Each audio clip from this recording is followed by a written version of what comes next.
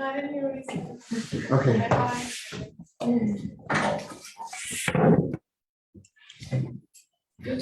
Okay, so yesterday we talked about the 15 simanim, the 15 steps.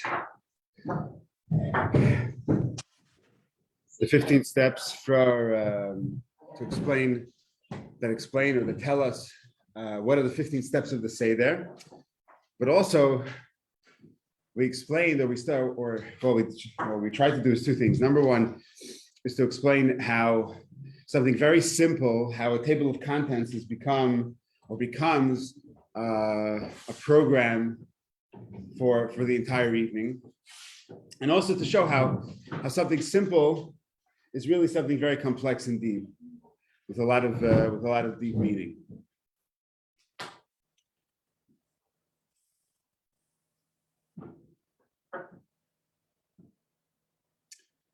So the next step in the Seder,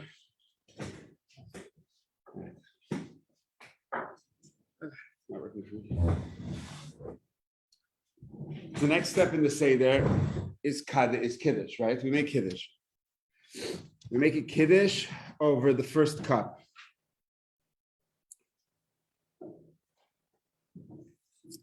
Right? So on every night of Yontiv or Shabbos, so we are what's called Mekadesh Alayayin. We sanctify the day, and we do so with a cup of wine. But this evening, the night of the Seder, it's not just Kiddush, it's also the first cup of wine. It's a mitzvah de Rabbanan, it's a mitzvah from the Chachamim to drink 4 cups of wine on the night of the Seder, both for men and women. Why do we drink 4 cups of wine? Does anyone know? Why is one not enough, just like all others? 4 different geulas. 4 different what? There are 4 stages of geula. 4 stages of geula. Oh, I like that word. Okay, so what are the stages?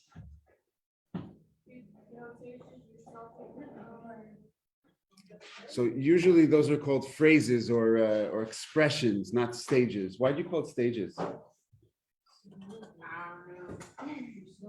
Like, did you mean stages, or you meant what she said? No, like different levels of coming out, like until like the final and like real, like you're out.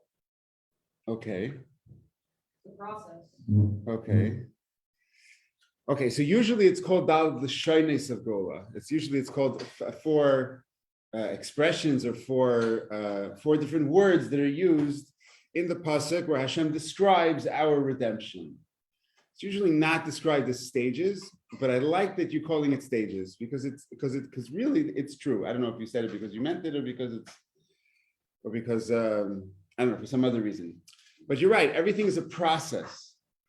And the fact that Hashem, when he talks about Geula, he talks about in the Psukim, where he talks about that he's going to take the Jewish people out of Mitzrayim, he tells Moshe to tell the people he's going to take them out of Mitzrayim. So you're right, each one is its own phase of Geula. So right, so we know, so what are the 4? Does anyone know?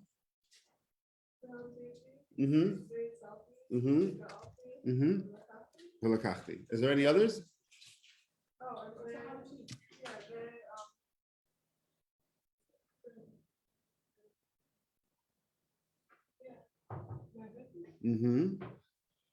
Very good. So wait a second, there's 4 or 5? There's 4, but there's the secret 5th one. Why is it secret? There's always a secret 5th one. There's a secret 5th child, there's a secret 5th. Wait, but why is it secret? It's in the pasuk, just like the other 4.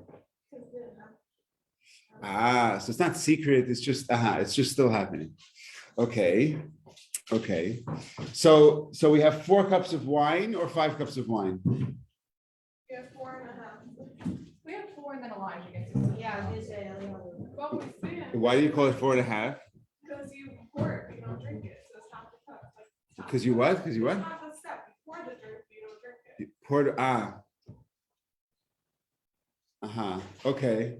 But then don't you I never looked at it that way. There's only half. Because you pour it, but someone else drinks it. So it's who drinks it?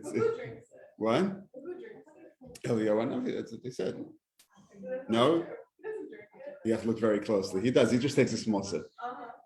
Rabbi, why would you? Ask any of the kids, they'll tell you. What? What did you say? What did you say? Why Jacobson has a whole class on not telling kids stories? Why Jacobson? I've been saying this for years. I hate it. I hate it. I hate it that kids grow up and they tell them some Bava Maisa. And no, but the cup is for him. If he drinks it or not, that's his prerogative. That's his problem. But you're right. We should not. No, the point is that Eliyahu Navi should come and he should drink it. In other words, that we shouldn't count the wine that we're pouring for Eliyahu Navi for Kiddush for tomorrow. We should really want that he should come and he should drink it, and and we should all go. But He hasn't yet. Right. Okay, so you're saying it's a half. I don't know. I've never seen it expressed that way. This is interesting. I'm learning new stuff. We have stages of Gola. We have a half a cup. Okay, good. Well, what's interesting is that almost everything in the Seder that has these four things are really five. It's not just the cup and then another one and then an expression of Gola. If you continue, I'm sure you can find for me fours that are really fives. What's another thing in Haggadah that's four, that's really five? Manishtana is four questions, right? And the four sons, and go with it, run with it. I don't like rhyming though. Find me the five. What's the fifth question? I know the fifth son. Yeah, you spoke to him? Yes. Yeah, you guys are close? I did mentoring with him. Yeah. You know why? Because he's not. Did you invite him to the Seder? I invited him. He's like, I don't know. I have a party that night. I'm like, this is a better party. You get drunk. He's like, Especially if he drinks Eliyahu's cup. It's usually a little bigger. It's that. First of all, why is his cup that? So what is the fifth son? The Doesn't come. fifth son is the indifferent son, right? The son doesn't even show up. Doesn't even know about the Seder. I don't know about that. Malka said she told him, so I don't know. I don't know if it's the same good song though. She didn't know it's the same son. I'm not sure that he doesn't know. I'm saying that he's indifferent. But maybe he doesn't know. I don't know. He doesn't know the importance of it. Or showing up. I'm not sure that the Russia does either. But he does show up. He shows up, but I don't know if he understands the importance of it. The Shady Day Elishal also doesn't understand the importance of it. Makes him the Russian because he understands the importance of it, goes there, and then mocks it while he's there. Okay, and the Shady Day Elishal? He just doesn't really actually understand. He comes. That's what I'm saying. So there are sons that come, but they don't really understand the importance of it. I feel like the Russian should understand because that's what makes him a Russian. He understands and he goes against it. It could be. We can interpret the Russia in many, many different ways, as many of the commentaries do. I have a question on the Russia that I have 14 answers for. So there's a lot of different ways of looking at the Russia. But let's first count up all the fives. What are the fours you had? So we had four questions, four sons, four cups, four Lashonos of Gola. So we have the five. We figured out 5 cups. What? We really have 4 because right in the beginning we split 1 into 2. So is there a concept? Let's say we squeaked into 4. No. Really, there's 3 matzahs. But all I didn't say that the 4s or that everything is 5. I said all the 4s are 5. So there's 3 matzahs. So the 3 could be a 4. So 3 somehow got into a 4. We squeezed it into 4. But what are the other 4s? We have the 4 cups that are 5. We have the 4 expressions of Gola which are 5. We have the 4 sons that are 5. And what are the 4 questions that are 5? How? I mean, you see, what makes tonight different from all of the nights? That's like a question in itself. You're right. Thank you. Very good. Right. The first question, if I say, can I ask you a question? I just did. Right? So if I'm asking you, why is this night different from all? It's not even, can I ask you 4 questions? That's a question. It's a real question. The other way of looking at it, even if you don't want to count that one, the first question is really 2 questions. Because when you ask matbilin, you ask about the dipping. So you're asking 2 questions. You're asking, why do we dip karpas in salt water? And why do we dip maror and chareses? It's 2 questions. It's one question that's split into two, but it's really two questions. It's a double question. Another way of looking at it, that there's 5 questions, is that really there are 5 questions. Like you said, it's a hidden question, a secret question. Why is it a hidden, a secret question? Because we don't say it today, just like Elio doesn't drink the cup. And the 5th son doesn't come to the Seder. So the 5th question we don't ask. What's the 5th question? The 5th question is the question that we used to ask in the time of the Beis Hamikdash. Why do we only eat broiled meat and not cooked meat? All other nights of the year we eat cooked meat and broiled meat. But tonight we're only eating broiled meat. And this obviously was referring to the Korban Pesach. And so that was the 5th question we do not ask today because we do not eat the Korban Pesach. So, fine. So what does that mean? What does that mean that there's 4s, that there are 4s that are 5s? Well, if we look back in the Lashonis of Geula, so the difference between the 4th and the 5th, and the cups also, the difference between the 4th and the 5th, is that there's 4 which have already happened or that are happening, and then there's a 5th that hasn't yet happened. The 5th son also. There's a 5th son, but he doesn't yet come to the Seder. So what does the 5th dimension represent so far in all these cases? The fifth represents the completion. The 5th represents the Geula that's going to happen. The 4 represents what has happened already, the Galus Mitzrayim that we went out of. And then the 5th is talking about or referring to the Geula that is yet to come. Sounds interesting? Yeah? So is there a correlation between 4 and 7 and 5 and 8? What's 5 and 7? What was 7? Did we say something about it was 7? Like 4 is like, we always talk about like 7 is like a cycle, and then 8 is like beyond, yeah. Then what's the deal with like 4 and then now 5? So when they say that 4 and 5 becomes a very dominant number, there's four Galus and Geulas and 4 and 5 dynamic. There's 4 levels of Yom Neshama, and the 5th is beyond. Really, the 4th is also beyond, but much less than the 5th. The 5th is Mashiach. The 5th level of your soul is the dimension of Mashiach. So the 4. So when you're talking about Galus, so there's 4 Galus. There's Galus Paras and Galus Yavan and Galus Bavel. Galus Edom. So there's 4 Galus, and then there's a Gula. So with Galus and Gula, the paradigm is 4 and 5. And Pesach, you see that there's another 50 things that are on the night of the Seder that are 4. Yeah. What else is 4? So let's get into it a little bit.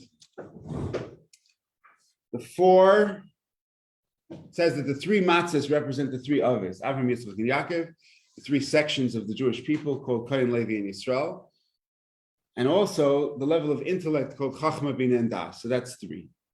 Okay? But then we have 4 cups. What's 4? So if the 3 matzahs are 3 avos, so what's the 4? It's for the 4 of the imais. There's a funny thing that I see that Reform and Reconstructionist Jews, that they put extra things on the Seder plate. You ever heard of this? You ever see this? They have Miriam's cup. They have Miriam's cup, right? But on the Seder plate, you saw that people put oranges and or a orange, what? To represent femininity. How does this orange represent a female? We can talk about that. I'm sure we can come up with something good.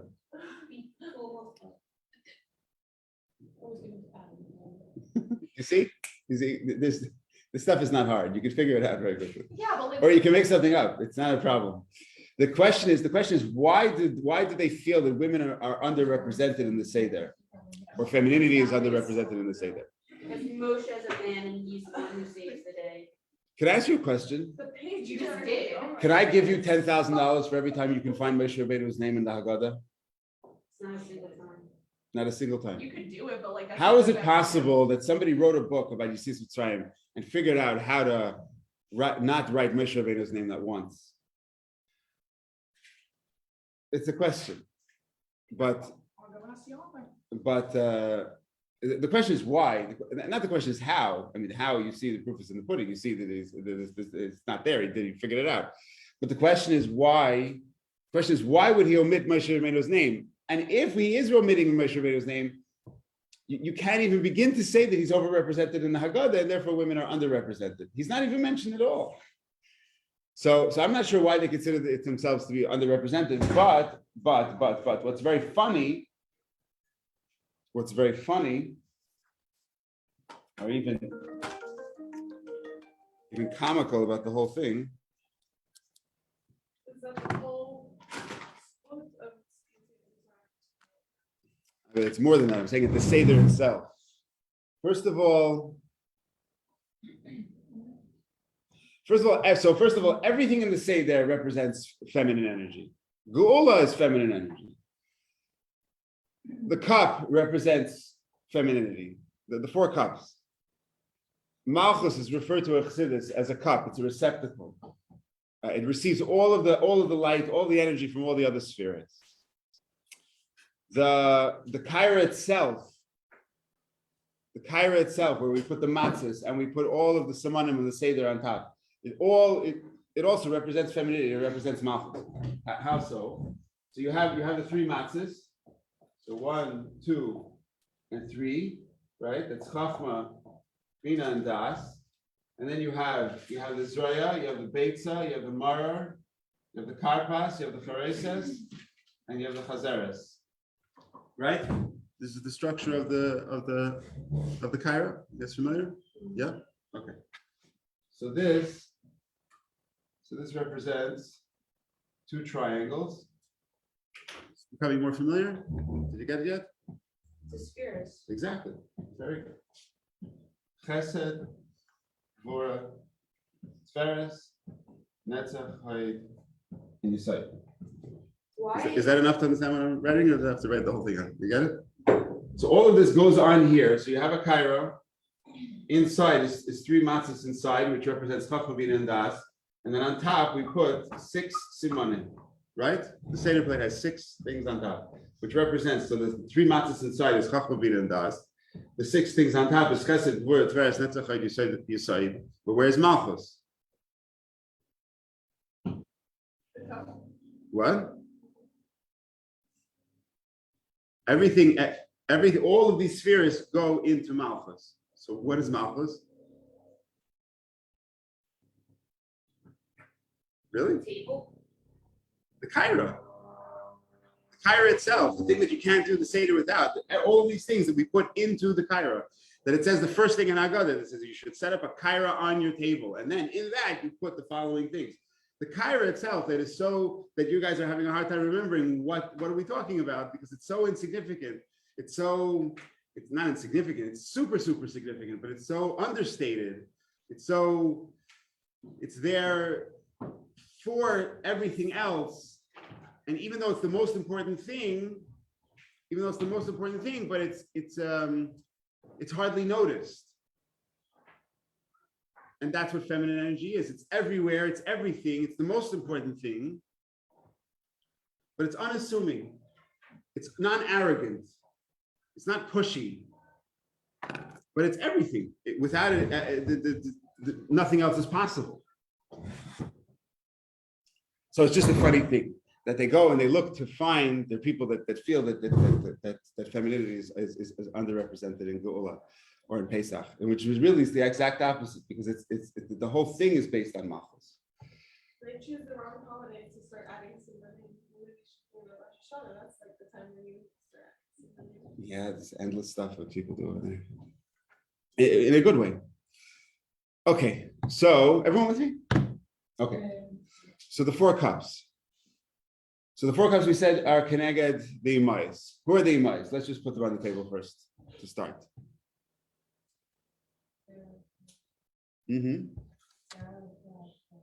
Sarah, Rivka, Rachel, and Leah. Good. So these are the 4 mothers. Wonderful. So if the 4 cups are Keneged the 4 Imais, it's not just symbolic. In other words, there's a specific matzah for Kohen Levi and Yisrael. There's a specific matzah from Avraham, Yitzchak, and Yaakov. So then the cups also are specific.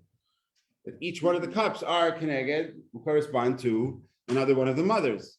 So which one's which? And does it make a difference? I mean, a cup of wine is a cup of wine. And when we drink all the wine, all the cups the same. the matzahs, maybe you could say that there's a significance and there's a difference between each one because we do different things with each matzah. But the cups, does this make a difference which one's which? Probably, right? There's nothing empty in the Seder, so there must be. What about the four worlds? I was wondering that, does that have anything to do with all four? For sure. There's the four worlds, there's the four letters of Hashem's name. It goes on and on and on. Four is a big number. What? It's 4 letters of the God's essence, which is Mashiach. Again, it all comes back to the same thing. There's the four levels, there's the four worlds, which is Olam HaTikun, and then you have Hashem, the Ein Sof that's above. That's the fifth. Or the Etzem, that's the fifth, Hashem himself. So the four cups are not just that we drink 4 cups. In other words, if it was just 4 cups, so then if a person comes in the beginning of the Seder and he's really, really thirsty, and he makes Kiddush, and then afterwards he makes Haggafen and Haggafen and Haggafen 3 more times, and drinks 3 more cups. Is he yotze 4 cups of wine at the night of the Seder? The answer is no. Because it's not only about drinking 4 cups. It's not about that I took 4 cups, I made Haggafen 4 times, and I drank 4 cups. It's that each cup ministers, governs, corresponds to a different section of the Seder. In other words, we say or do a different section of the Seder over each one of the cups. So just like Kiddush, we raise the cup and we make the Kiddush over the cup of wine. We bless the wine through the Kiddush. So the other 3 cups are blessed or filled up by the things that we do over them. Follow what I'm saying? I have a question about that. Yeah. Because a lot of times I've overheard people telling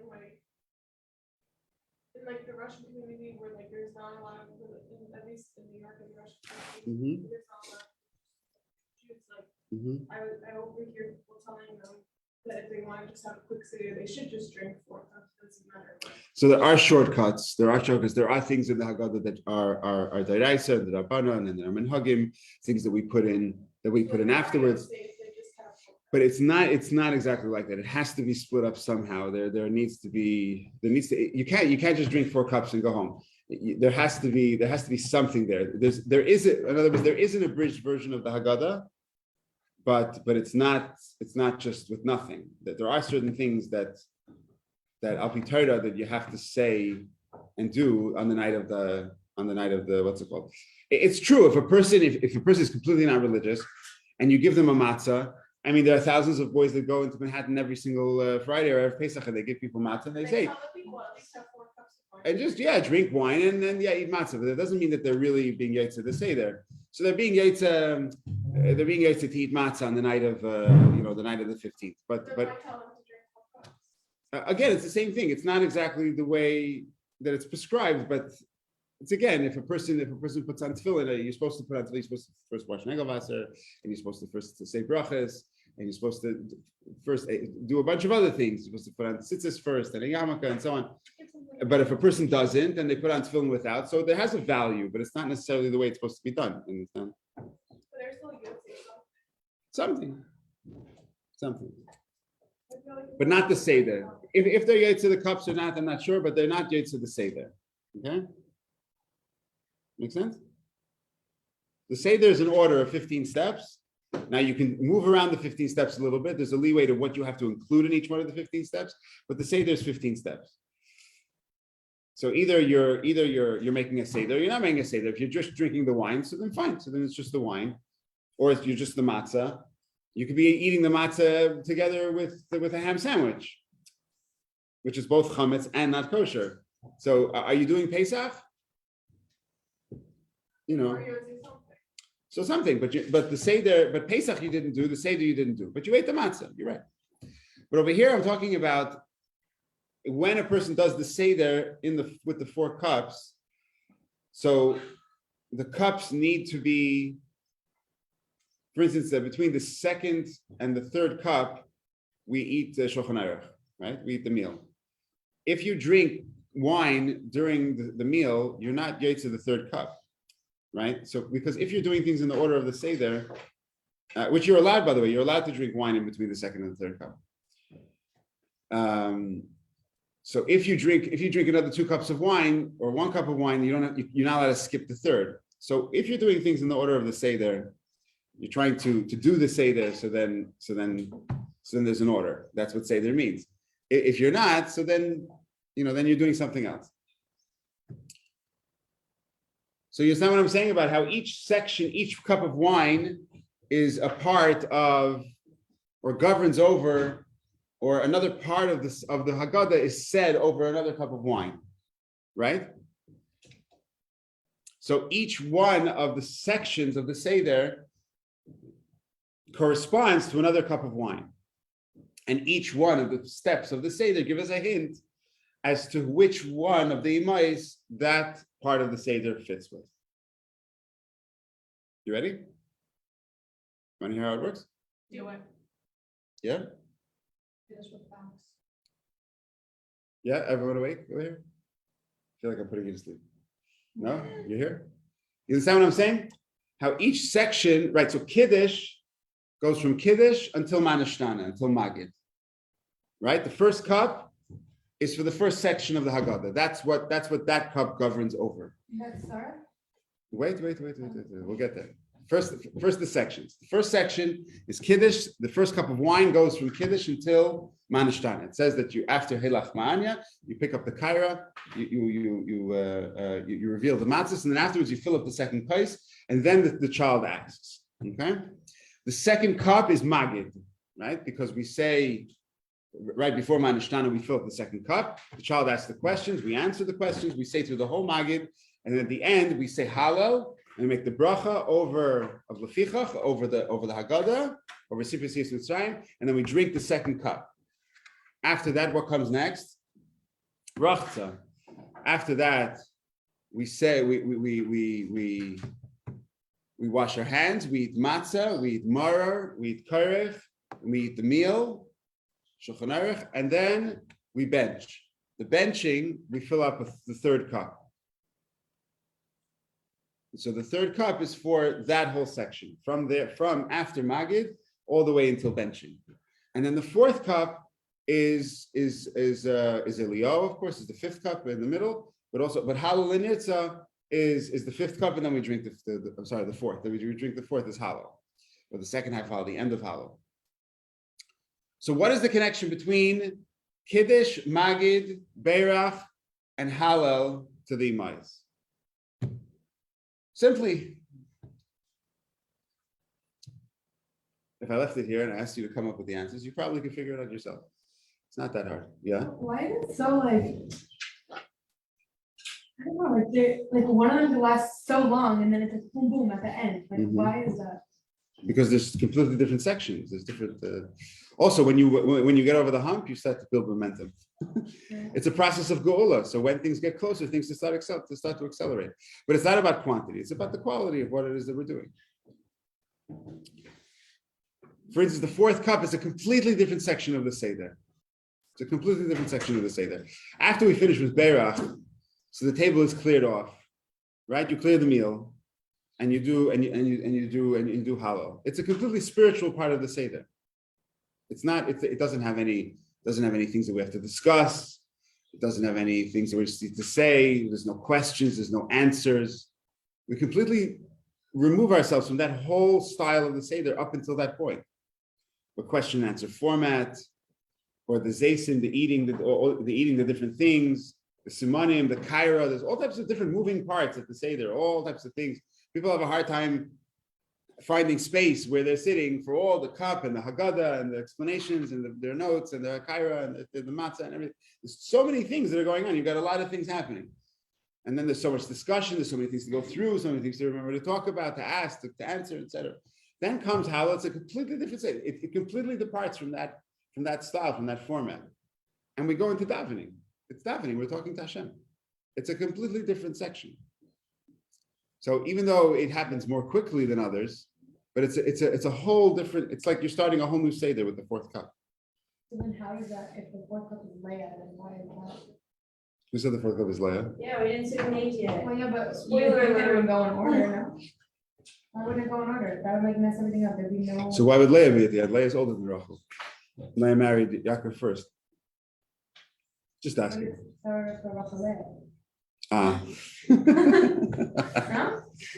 Yeah, I'm just saying, but yes, but well, I mean, you don't have to. Okay, so let me explain. So you're right, it does go in that order, but why? Okay, so Sarah is the first cup. Why? Because She's the matriarch. first of all, she's first. But second of all, because it says in Kiddush, we say Asher Bachar Banu Mikol Ha'amim. But that is Kiddush. Kiddush is that we thank Hashem for choosing us amongst all the other nations. Who was the person that started that? Who was the person that God chose first from all the other nations of the world to be Jews? Avram and Sarah, they were the first Jews. He was Bachar Banu Mikol Ha'amim. We are Jews because we are children of Avram, Yitzchak, and Yaakov, because we're children of Avram and Sarah.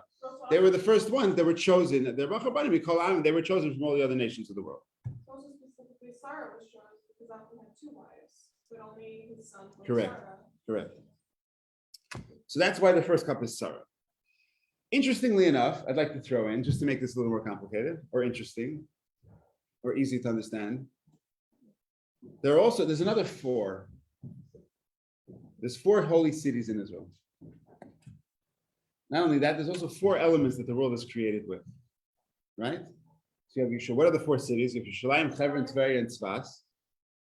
And you have the 4 elements. And the 4 elements correspond to the 4 cities, right? You have air, fire, water, and earth. How do the 4 cities correspond to the 4 elements? Yerushalayim is fire. Why? Why? The carbonate, right? And so, but and today there isn't. No, but So is Yerushalayim still fire? Saying why? What? No, because Palestinian Jewish. Because what? Palestinian Jewish. The fire. That's the fire. No. The reason why Yerushalayim is fire is not because the Beis Hamikdash was there. In other words, Yerushalayim is not holy. Yerushalayim is not holy because the Beis Hamikdash was built there. The Beis Hamikdash was built in Yerushalayim because Yerushalayim is holy. Yeah. Again, anything worth saying is worth saying twice. The Beis Hamikdash was not built in Yerushalayim. I'm saying it backwards. Well, you can say it right. Yeah. Okay. That's how you say it. So go ahead. Can anyone repeat it? Yeah. Go ahead. Beis Hamikdash wasn't built. Yerushalayim isn't holy because the Beis Hamikdash built there. Good, very good. So the the fire that's in Yerushalayim existed long before the Beis Hamikdash got there.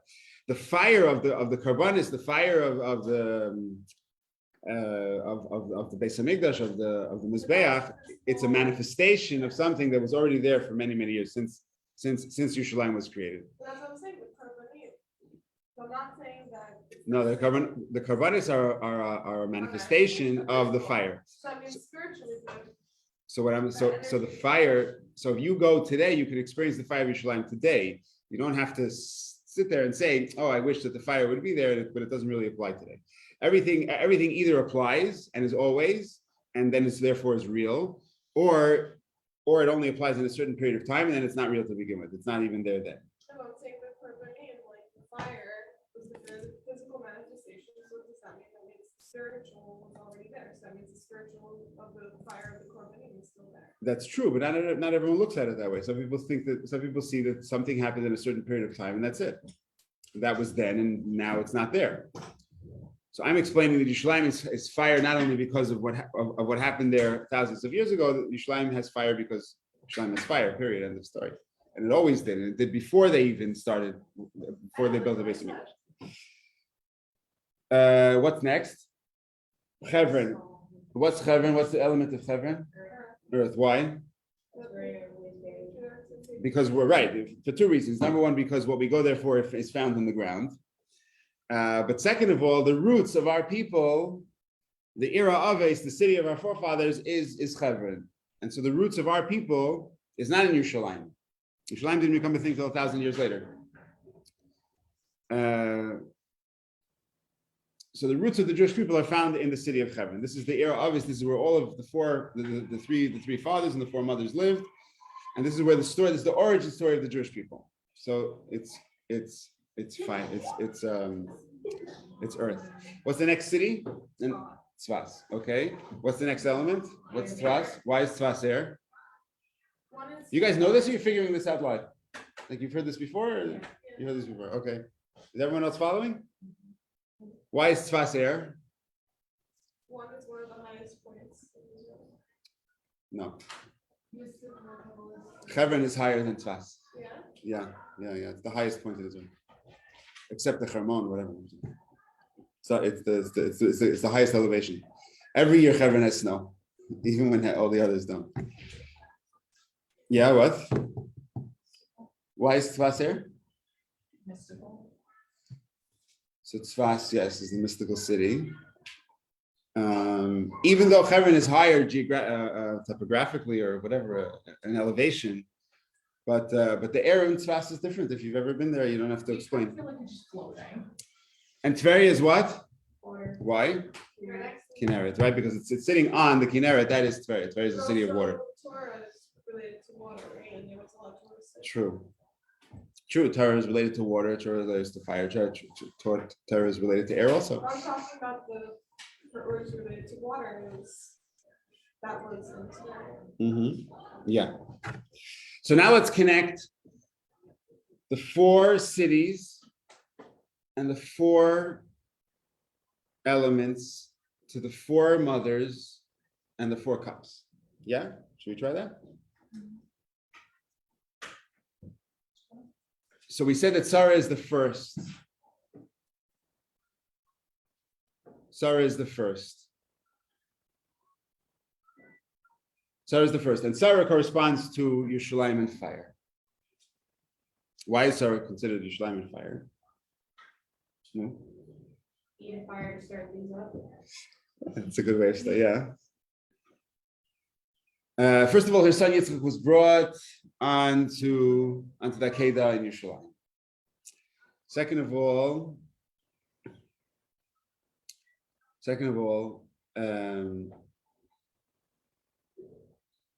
we talk about the fire of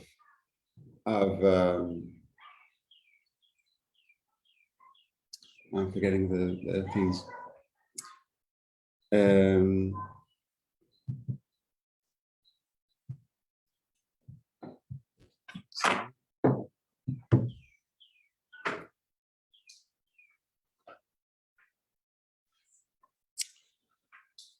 One second. Oh, Sarah had candles in her tent. Yes, that's also true. I was about to say that, but there's something else. But all the Imam was also there. Okay, Sarah's the genius. True, she started it. Then she also started with olive. She also started. Look, Sarah got things done. One second. I want to give you guys the real. Here we are.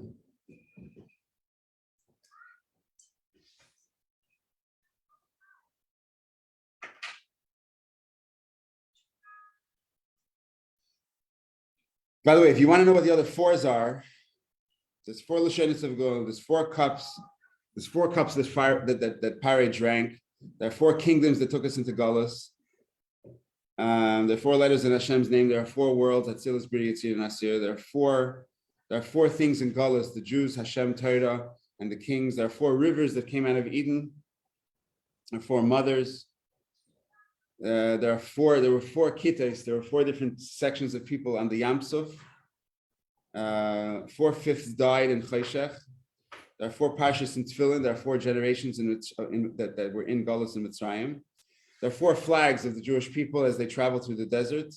There are 4 rows on the Choshen Mishpat and the Kohen Gadol. There are 4 fathers, including Yosef. There are 4 animals on the Merkava of Yecheskel. There are 4 deaths of Bezdin. Hebron is called Kiryat Arba, the city of 4, because there are 4 couples that are buried in the Machpelah. There are 4 corners on the tzitzis. There's 4 corners on the globe that Hashem will gather us from, and there are 4 mitzvahs that we did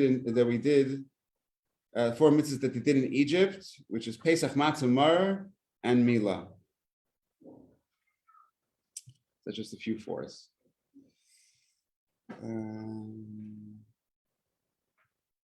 No, as far as the mothers are concerned.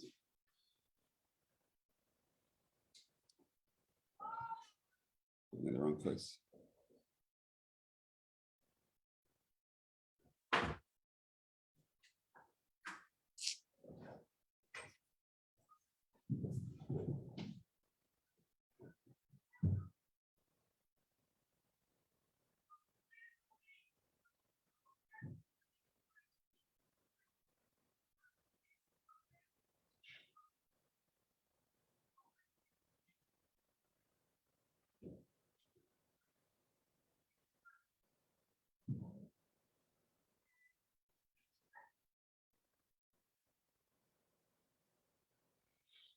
Good.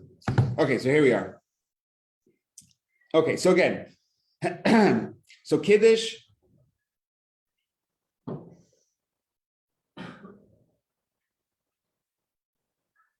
Okay, you know why I couldn't figure it out? Because I made a mistake. Kiddush is chevron, because it's the aside, because it's the roots, it's the beginning. Shabbat Habanu, it talks about Sarah. Sarah relates to chevron because that's where she lived and that's where she started the Jewish people. Avram and Sarah, the first Jews, and they're the beginning of the Jewish people, and also the blessing in the end, the Mekadesh Yisrael, is we bless the Jewish people. The second cup is Magid, that represents Yerushalayim, which is the Eish, which is the foundation of fire, which refers to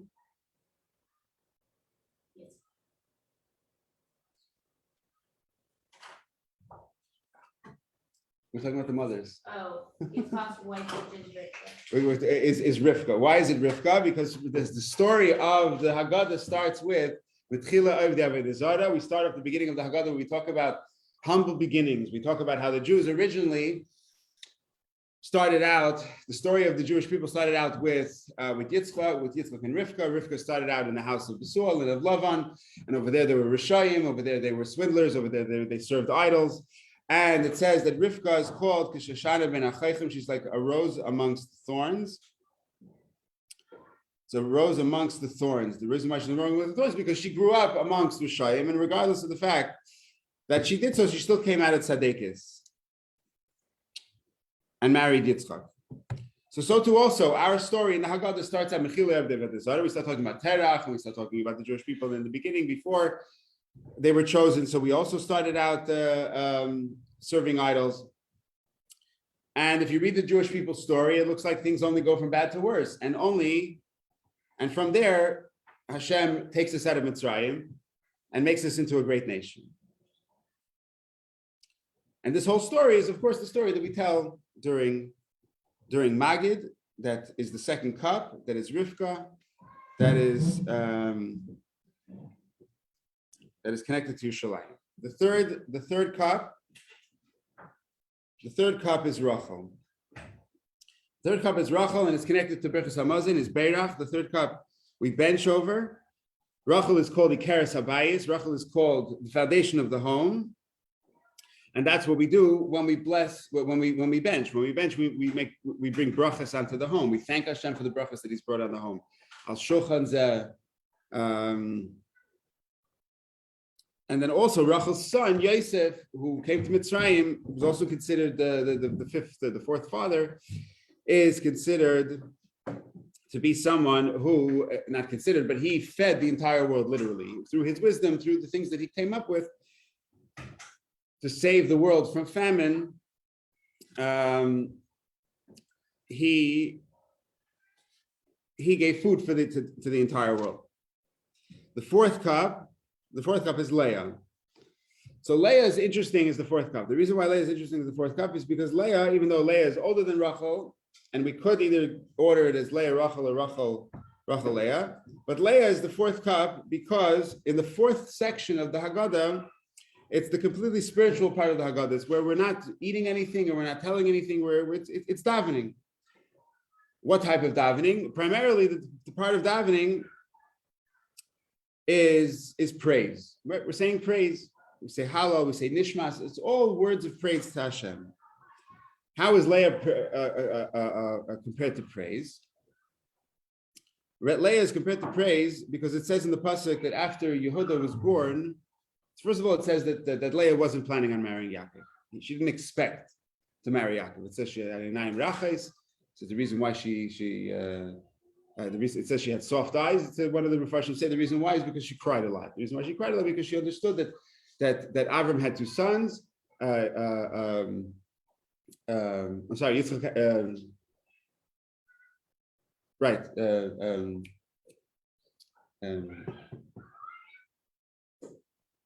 sorry, Leah. Didn't Leah have a lot more than two? Yitzchak had two sons, had Esav and Yaakov. So Esav was the older one, and Yaakov was the younger one. And Lavan had two daughters, Leah and Rachel. Leah was the older one, and Rachel was the younger one. So Leah assumed that Rachel would marry the younger one, Yaakov, and Leah would marry the older one, which is Esav, right? And so therefore she was very sad all her life. She thought that this is her shidduch, this is who she's going to marry, and so on. So Leah never planned on being Yaakov's wife. Leah never planned or never expected to be one of the mothers, one of the four mothers, or one of any of the mothers. She certainly didn't plan to have the most children, the most shvatim, and not only that, but she's also the one that was Yaakov's wife for the longest. So even though we call Rachel the Ikar Sabayis because that was Yaakov's what you would call, it sounds weird in today's day and age, Yaakov's main wife, is the wife that he wanted to marry. That was the woman that he always wanted to marry. But Leah, turns out, is the one that brought him the most children, had the most shvatim, and not only that, but physically in this world was with him for the most amount of years. She was the first woman that he married, and she was the last one of the Imais to pass away.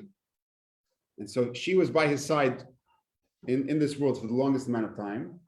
And not only that, but Rachel, who he wanted more than all the others, isn't even buried with him. And who's he buried with? Leah.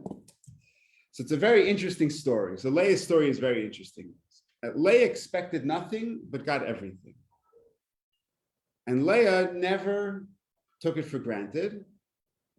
And Leah was always full of praise and thanks. When we come to Rachel complained that she didn't have children, and Rachel was upset. But Leah, it says when Leah had the fourth child, when Yehuda was born, it says Hapam Oida. It says, now I'll praise, I'll give thanks to Hashem.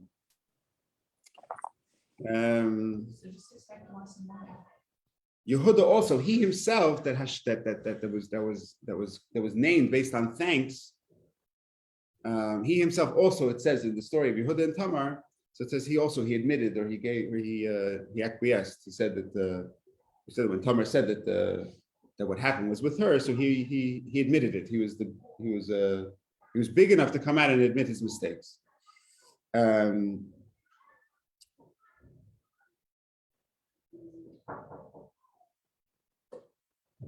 Yeah. Leah's there. Yeah.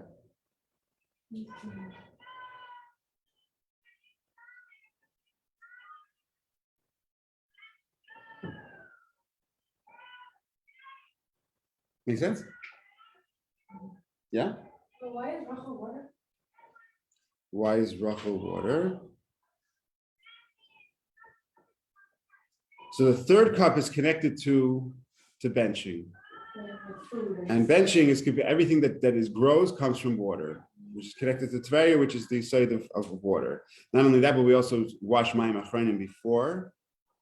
And all brachas that we make, brachas hanen, and everything that we make a bracha on before, and that we make a bracha on afterwards, all things come from the water. Why is Rachel specifically connected with it? It's because Rachel is the revealed wife. Alma Disgalia, she's the open wife. Which is like the tainu, things that look good, that taste good, that are obviously good. You don't have to develop a taste for good food. If it's good, it tastes good. But Leah was the hidden wife. Leah was the unexpected wife. She's the one that wasn't supposed to be her husband, his wife, but ended up being not only his wife, but also the longest wife and the most children and so on. So it's the wife that's the hidden wife, the wife that's not seen, as opposed to Rachel, that's the revealed wife. Make sense? Okay, we'll continue tomorrow.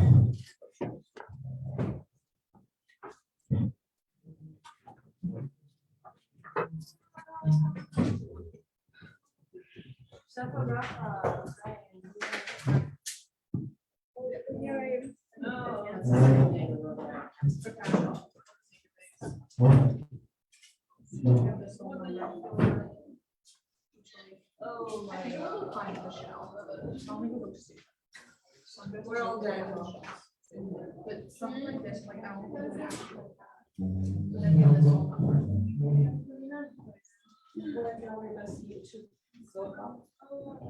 Maybe I'll just get this one. Because like the red one, it looks like it's.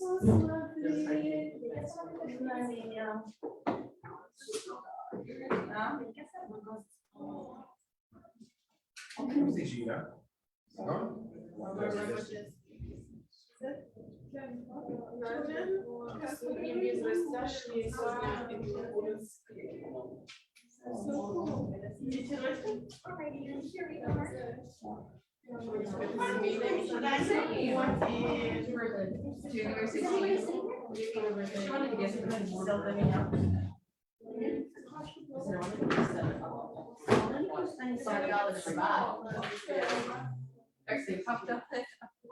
Yeah, what a time to be alive. It's one reason. And I was glad to use that. Actually, I was written down on the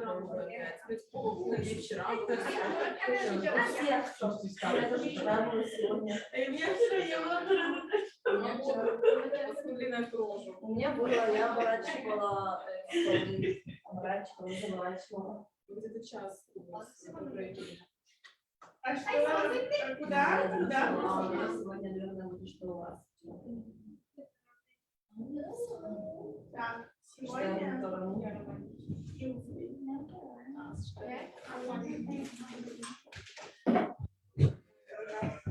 Мне показалось, Там фестиваль культуры, честно,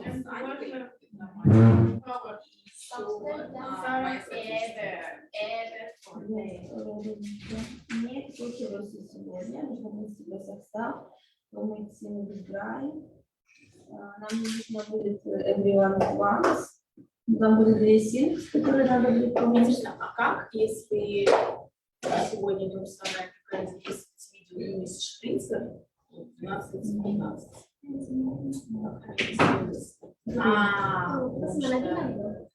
Line one counter.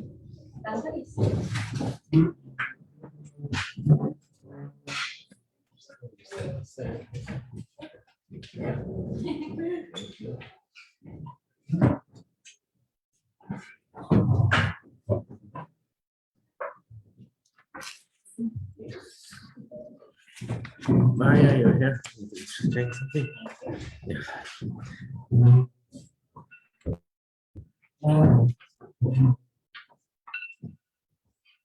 Что значит line one counter?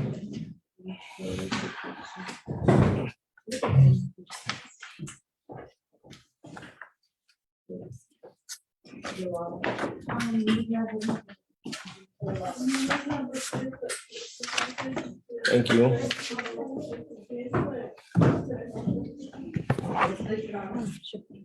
Кресло, два кресла, как у меня